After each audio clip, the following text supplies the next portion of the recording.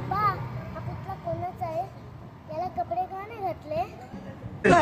आम्ही आमच्या मुलांना असे शिल्प दाखवतो. आमची मुलं काय करणार पुढच्या पिढीला काही त्या सांगायचं कपडे का नाही घातले माझी मुलं मला विचारतायत.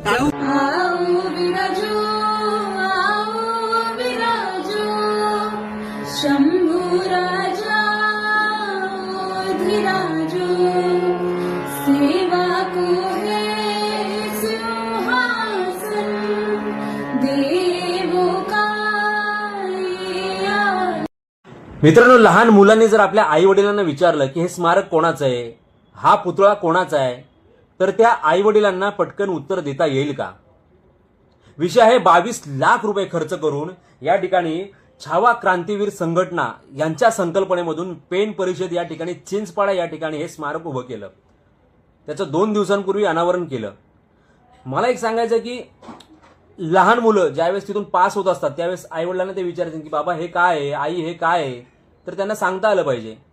बरं हे ठीक आहे, त्या ठिकाणी तुम्ही तो स्टॅच्यू उभा केला, ते स्मारक उभं केलं. बरं त्या ठिकाणी तुम्ही खाली ज्या ठिकाणी नाव टाकताय छत्रपती, तिथे तुम्ही धर्मवीर छत्रपती टाकू शकत होता. छत्रपती टाकले त्याही नावामध्ये चूक झालेली आहे. मग जो हा कारभार होतोय तो विचार करून का केला जात नाहीये?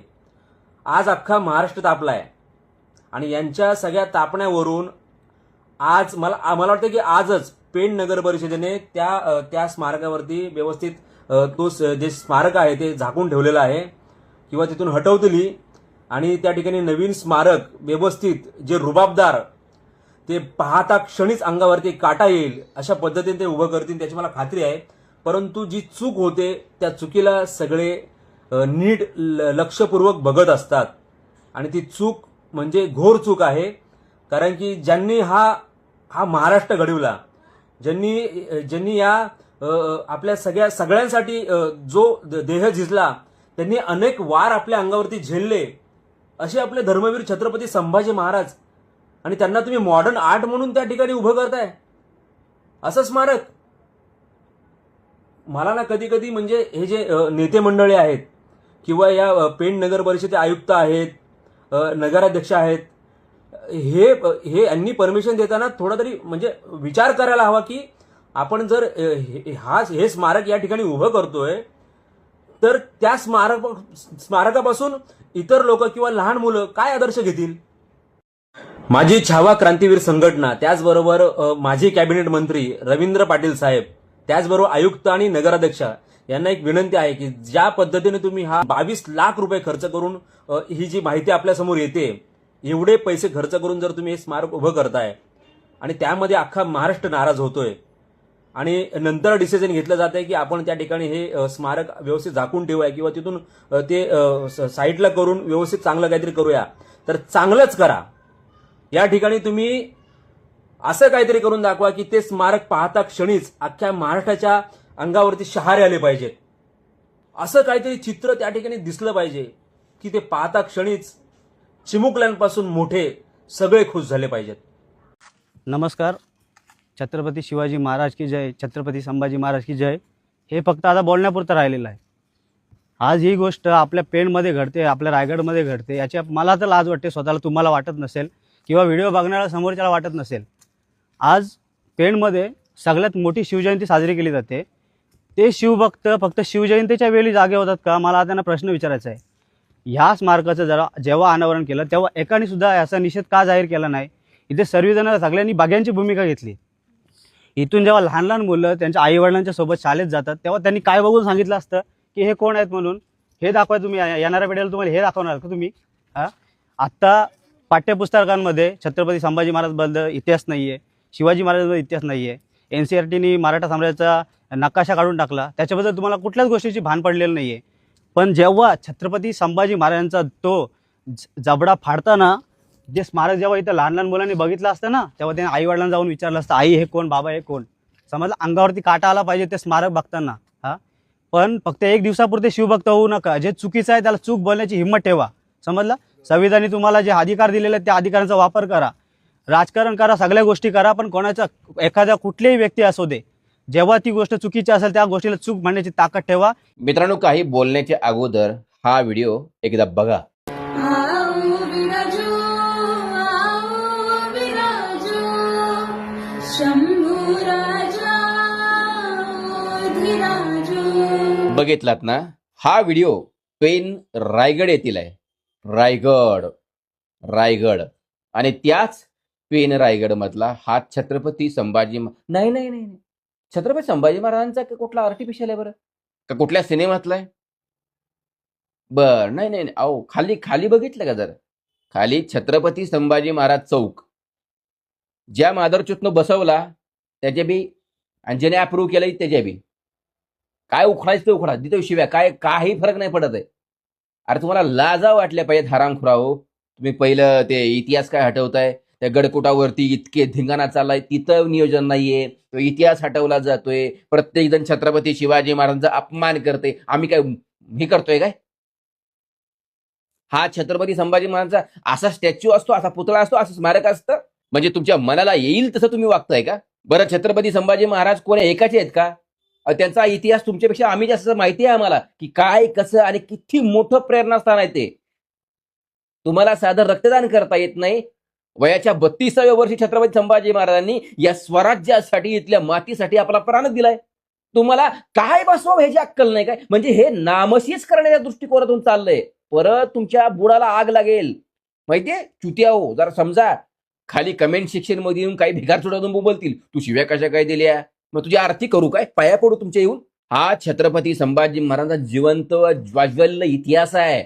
तो तुमच्यासारख्या अशा नालायकांमुळे बदनाम होतो.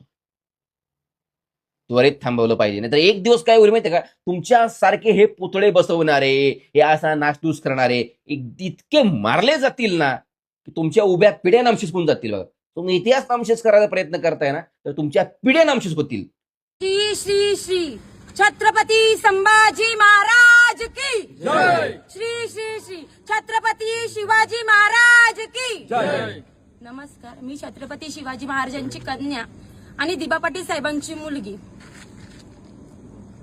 आज जर जो स्टॅच्यू बांधलेला आहे, स्मारक बांधताना आला त्यांना, तो स्टॅच्यू बांधलेला आहे. आज या लहान मुलाला विचारलं संभाजी महाराज कोण होते, त्याला विचारा माहितीये का?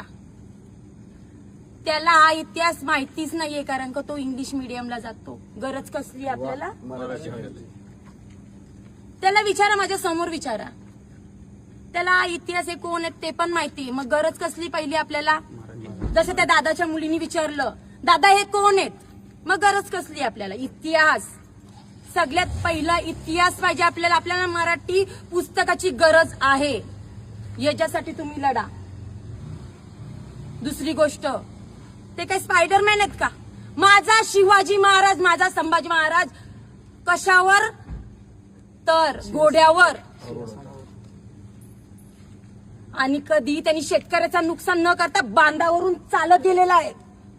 मग शेतकरी कुठे गेला? हे माऊलं फक्त शिवजयंतीला. आता कुठे गेलं?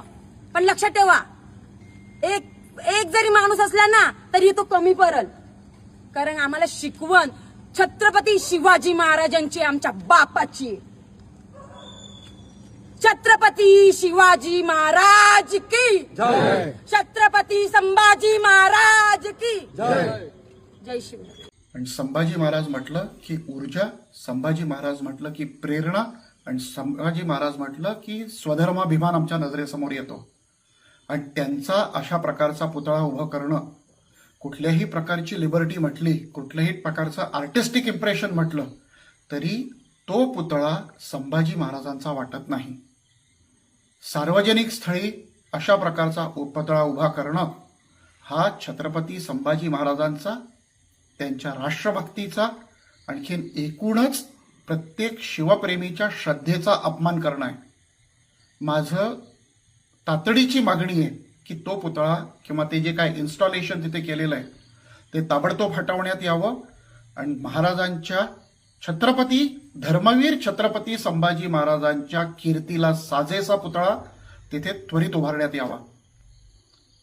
सर्वात मुख्य गोष्ट म्हणजे या प्रकारचं मॉडर्न आर्टिस्टिक इम्प्रेशन एका सार्वजनिक स्थळी उभं करायसाठी राज्य शासनाने परवानगी देणं किंवा कला संचालनालयाने हा पुतळा पास करणं ही एक मोठी घोडचूक आहे. आणि तिचं परिमार्जन होणं आवश्यक आहे. आज गेली 5 वर्ष आपण आदरणीय आमदार महोदय रविशेठ पाटील यांच्याकडं चिंचपाडा शांतिनिकेतन सोसायटी समोर छत्रपती संभाजी महाराजांचं चौक व्हावं याची मागणी केली होती आणि आज ते तब्बल 5 वर्षांनी हे चौक झालं. मध्ये प्रशासक लागलेलं होतं आणि ह्या चौकाचा आज काल अनावरण झालं, लोकार्पण सोहळा झाला.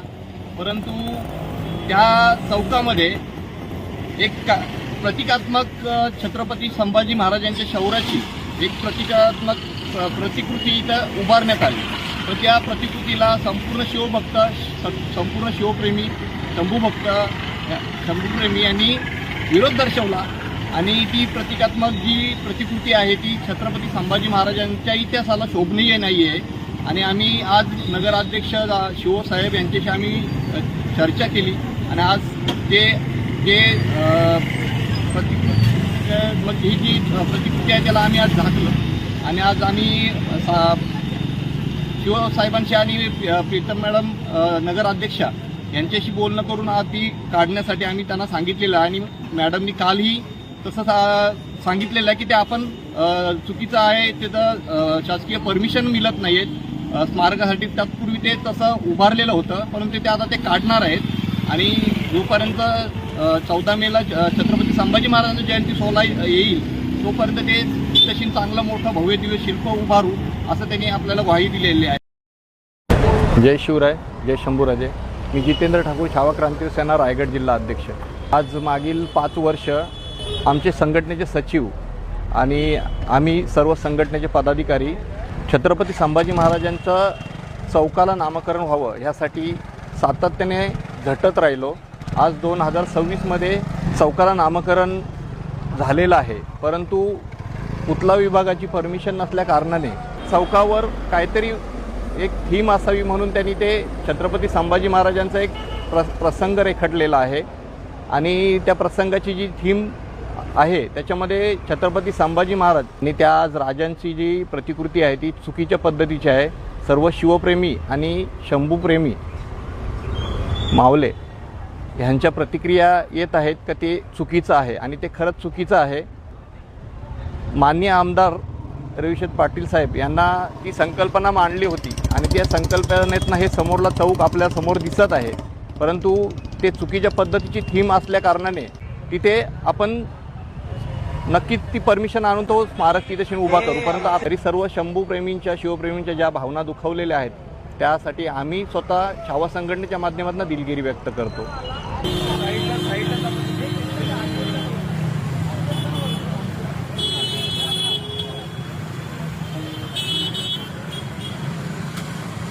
काठी नाही कर ना तिथू, हा तिथून सरळ जा.